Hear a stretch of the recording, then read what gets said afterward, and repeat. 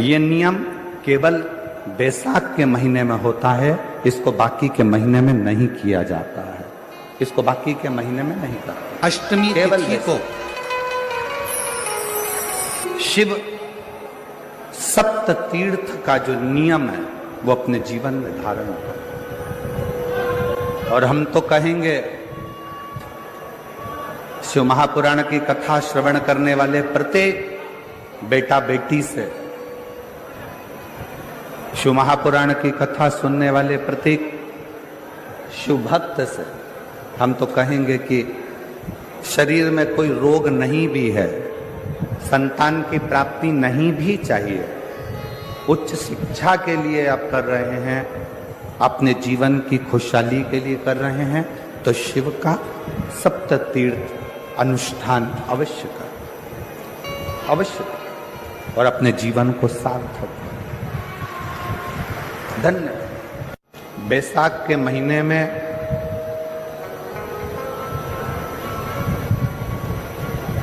शिव सप्त तीर्थ का बड़ा महत्व है।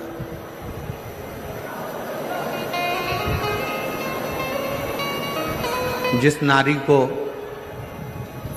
30 साल हो गए हों, बच्चे नहीं हों, 35 साल हो गए हों, संतान नहीं हो, 25 साल हो गए, 20 साल हो गए, संतान का सुख ना हो, और डॉक्टर ने कह दिया कि कोई बहुत बड़ी बीमारी किसी व्यक्ति को है, रोग बड़ा, बीमारी बड़ी है, और उस बीमारी का कोई हल, उस रोग का कोई हल नहीं दिख रहा, कोई हल नजर ना आ,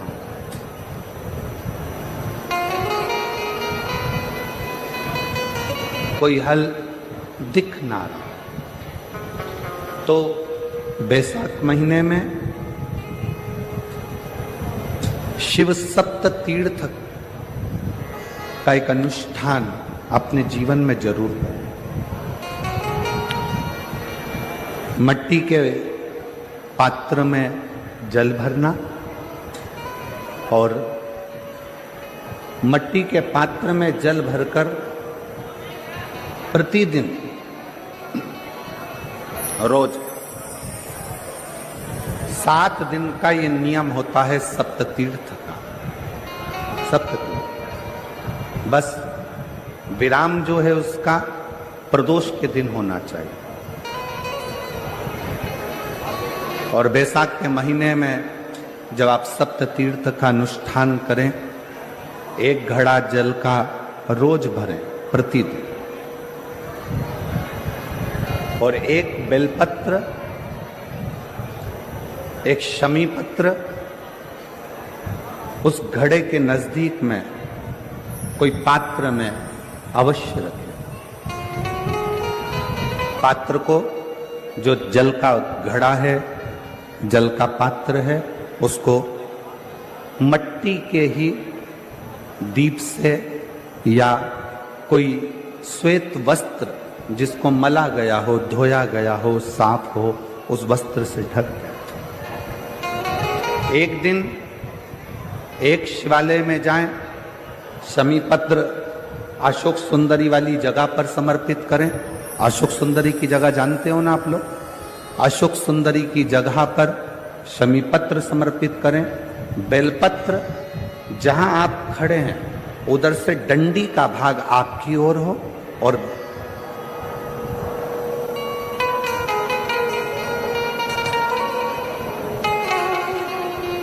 जहां आप खड़े हैं वहां डंडी का भाग आपकी ओर हो और बेलपत्र शिव जी को समर्पित करा जाए। फिर जो मट्टी के पात्र में जल है वो भगवान शंकर को अपनी कामना कर कर शिव जी को समर्पित कर दो। संतान के लिए कर रहे हो तो वहीं से जल को एक कटोरी में, एक पात्र में झेल लीजिए। उस जल का आधा भाग नंदी के पास बैठकर आप ग्रहण कर लो, आधा भाग अपने पति को देना प्रारंभ कर दो। कोई रोग के लिए कर रहे हो, किसी बीमारी के लिए कर रहे हो, तो वो जल आप अपने घर की देहली में प्रवेश करने के पहले अपने मुख में उसको ग्रहण कर लें। एक दिन में एक शिवालय, दूसरे दिन दूसरा शिवालय, तीसरे दिन तीसरा शिवालय। अगर अपने नगर में, अपने गांव में, अपने क्षेत्र में 7 शंकर के मंदिर नहीं हो, यदि अपने गांव में, अपने नगर में, अपने क्षेत्र में 7 शंकर के शिवालय नहीं हो, तो मिट्टी का शिवलिंग बनाकर उस पे चढ़ाओ, पर रोज एक शिवालय अलग होना चाहिए। प्रदोष के दिन जब आप इस सप्त तीर्थ का विराम करेंगे, उस समय पर जल, जब प्रदोष काल आए, प्रदोष काल का जब समय हो जल चढ़ाओ सुबेरे, और प्रदोष काल का जब समय हो उस जल का पान उस प्रदोष काल में कर लेना। प्रदोष को, जो प्रदोष काल में उस जल को शंकर का पंचाक्षर मंत्र नमः शिवाय, षडाक्षर मंत्र ओम नमः शिवाय या श्री शिवाय नमस्तुभ्यम बोलकर प्रदोष काल में उस जल का पान कर लें। बाबा को प्रार्थना करें, शिव से विनय करें। ये नियम केवल बैसाख के महीने में होता है, इसको बाकी के महीने में नहीं किया जाता है। इसको बाकी के महीने में नहीं करते, केवल बैसाख। अब जरा माताएं बड़ा ध्यान लगाकर सुनिएगा, कथा चूके ना।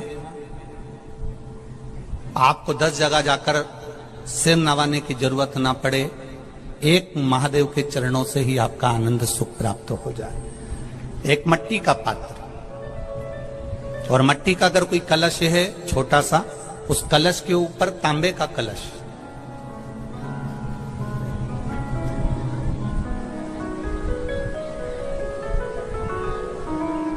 माता प्रसूति, दक्ष प्रजापति और माता वीरणी, इन तीनों का स्मरण कर कर, जो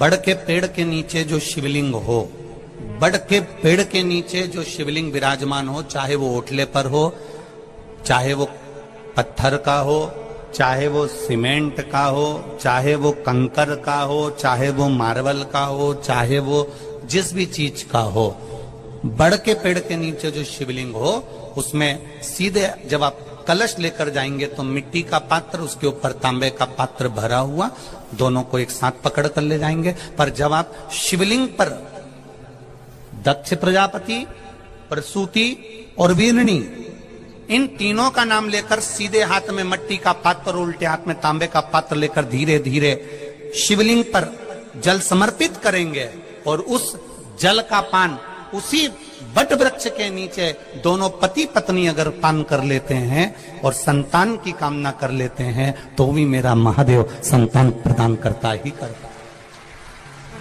पर ये जो क्रम किया जाता है, ये केवल बैसाख के महीने में ही किया जाता है, इसके सिवाय इसको आप अन्य महीनों में नहीं कर सकते, केवल एक बैसाख में।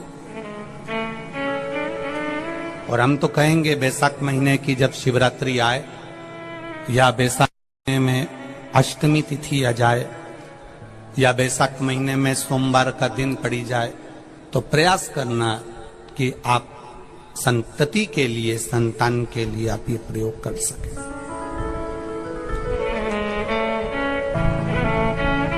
खाली न जाता कोई दर से तुम्हारे, मैं भी खड़ा हूं नंदी बाहे पसारे।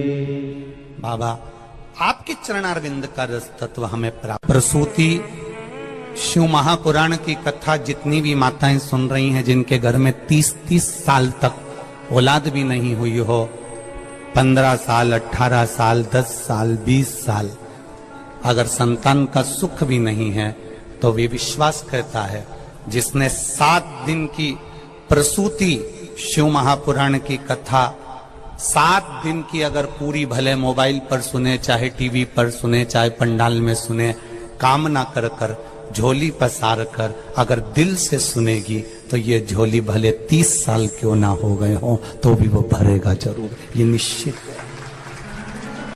बैसाख के महीने में पार्थिव शिवलिंग के निर्माण का, और उसमें एक बात कही गई कि जब संसार का मनुष्य मृत्यु लोक में रहने वाला मानव, मृत्यु लोक में रहने वाला मनुष्य मिट्टी के शिवलिंग का निर्माण करता है, पार्थिव शिवलिंग का निर्माण करता है, और जिस घर में पार्थिव शिवलिंग का निर्माण होकर उसकी पूजन होती है, घर का सदस्य उस पर अगर एक बूंद जल समर्पित कर देता है तो जितने घर के सदस्य होते हैं उस पार्थिव शिवलिंग के निर्माण को करने वाले होते हैं, पूजन करने वाले होते हैं, उनको 6 महीने तक किसी बड़ी बाधाओं को झेलना नहीं पड़ता, वो दुख अपने आप हट जाएगा।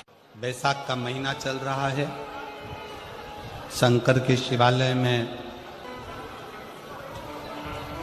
जाओ, शिव के शिवालय में 3 स्थानों का स्पर्श अवश्य जरूर।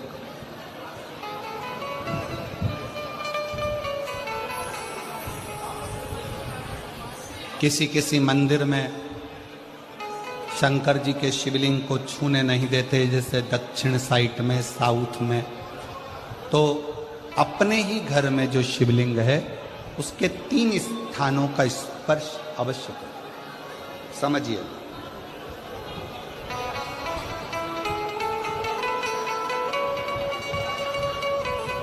पहला शंकर भगवान के जहां से जल बहता है उस स्थान पर, ये जलाधारी है, जल बहता है, ये शिवलिंग है, यहाँ से जो पानी नीचे की ओर जाता है उस स्थान का स्पर्श अवश्य करें। दूसरा,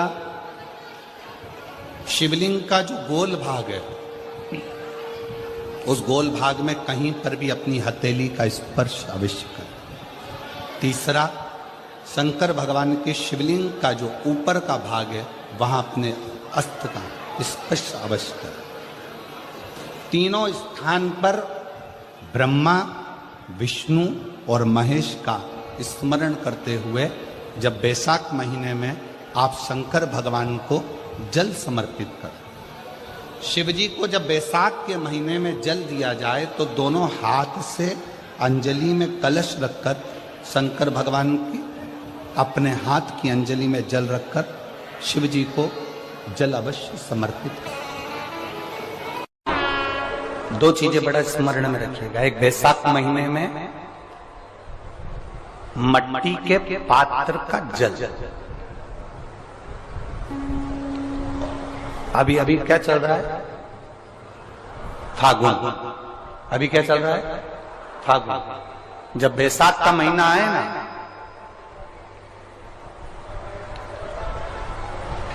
जितने यहां बैठे और जितने आस्था चैनल पर सुन रहे और जितने फेसबुक यूट्यूब पर कथा श्रवण कर रहे, जितने मोबाइलों पर देख रहे हैं, प्रयास करना, बैसाख के महीने में मिट्टी के पात्र में जो रात्रि भर जल रखा हो, मिट्टी के पात्र में, अगर आपके पास में घड़ा हो, हंडा हो, नी हो, तो दिया हो, दीपक हो, कुल्लड़ हो, कोई भी तुम्हारे पास में जो मिट्टी का पात्र, उसमें जल भरना।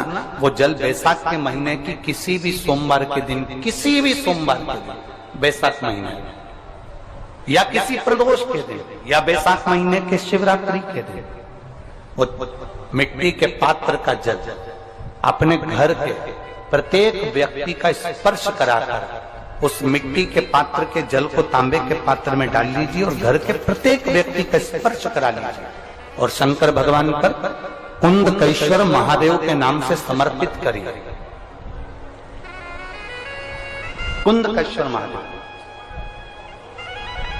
कभी जीवन में पीछे पलट कर देखने की जरूरत नहीं पड़ेगी, आप उन्नति की सीढ़ी की ओर बढ़ते चले जाएंगे। बैसाख महीने में कभी एक विचार करिएगा कि नरसिंह अवतार बैसाख के महीने में हुआ, कुर्मा अवतार बैसाख के महीने में हुआ, हयग्रीव अवतार बैसाख के महीने में हुआ, परशुराम अवतार बैसाख के महीने में हुआ, माता जानकी का अवतार बैसाख के महीने में हुआ। आखिर बैसाख के महीने में, माधव महीने में इतनी महत्वता क्यों?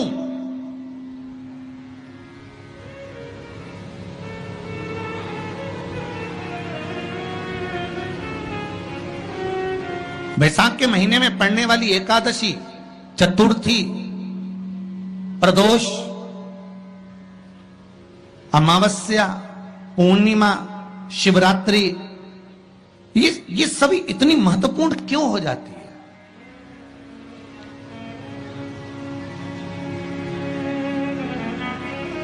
इसकी महत्वता इतनी प्रबल क्यों हो जाती है? किस लिए?